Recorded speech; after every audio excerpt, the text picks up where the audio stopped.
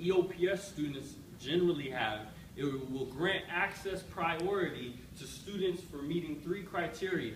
And our assessment testing on a community college level, and this act is for the state of California, so statewide, all 120 community colleges, it's going to impact us. That's why it's important to talk about this right now.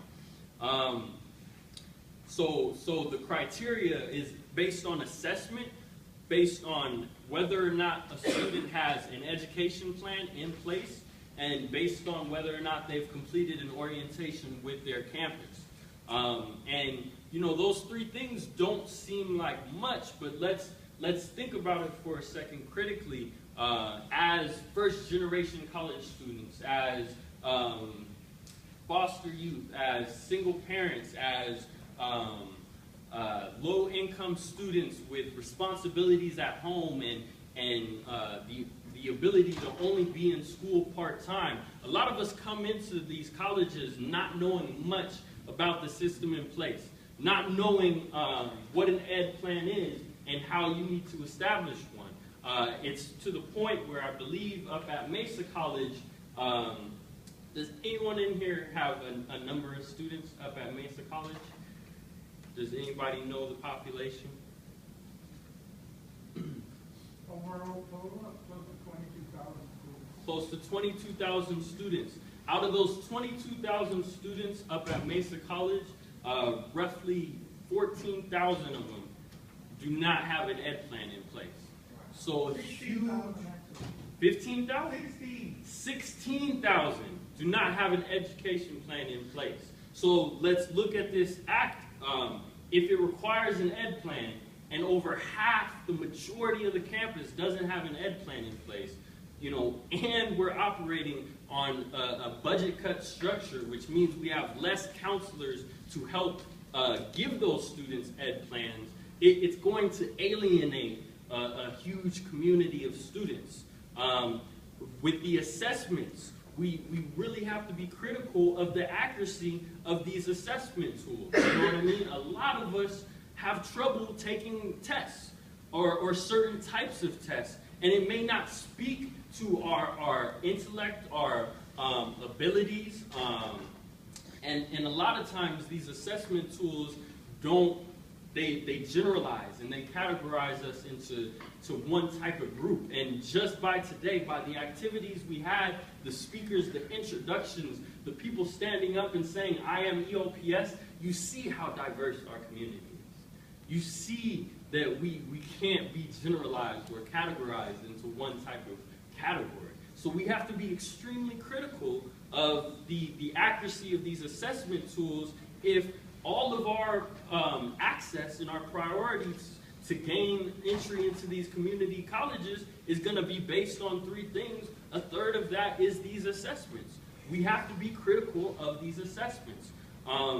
We have to be critical of how we're going to get ed plans for all these students who don't even have an understanding of what an education plan is. And to complete these orientations that are now being pushed online and on campus, you know, we have to share this information, especially among EOPS and its students and affiliates, because this is something that is happening, and we have to be ready for it. Not only ready, but we have to start moving now on it, because we know that changes are going to have to take place. Changes are going to need to be made. Prop 30, as I stated before, our community agreed to support our schools. So let's be critical of this act. It has the potential to deny the very community that community colleges serve. And you know, I want that to really soak in the diversity, the different people you see on these campuses that all going to be negatively affected by this act. And so it's not a matter of, you know, oh, this is a bad act. It's a matter of how are we going to talk about changing it? How are we going to talk about improving it, applying it as I've said before, through organization so that we can see what's good about it, what's wrong with it, and how we can improve it, how we can continue to develop on this campus. And so, you know, like I said, who has impacted us? EOPS, EOP students, part-time students, single parents, low-income students with responsibilities at home. You know, all that stuff sounds familiar because it's the same people who stood up earlier today and said that they are EOPS.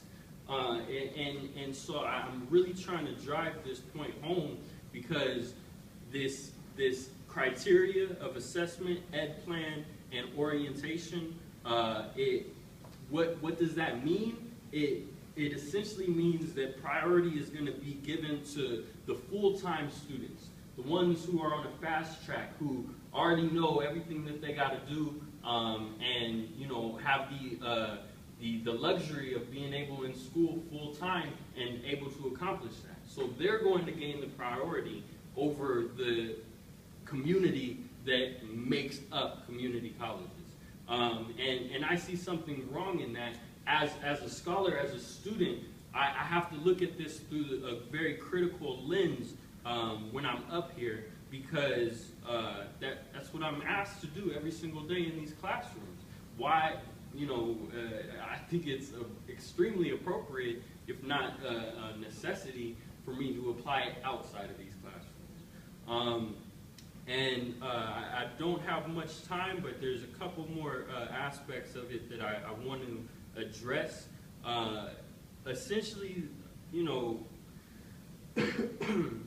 this has the potential to have far-reaching consequences that may be intentional or possibly unintentional, but either way, it's imperative that students have an active role in collaboration with faculty, with administration, to ensure that the very spirit of what a community